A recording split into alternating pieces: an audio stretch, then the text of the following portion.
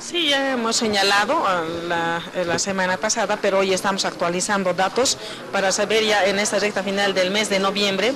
Ha debido ser que el mínimo porcentaje, ya que globalizando todos los gastos que se han hecho de los recursos del gobierno municipal, vale decir, se ha llegado a un 52%, pero este 52% es globalizando y tomando en cuenta los sueldos y salarios, cancelación de alquileres, energía eléctrica, agua, luz, ¿verdad?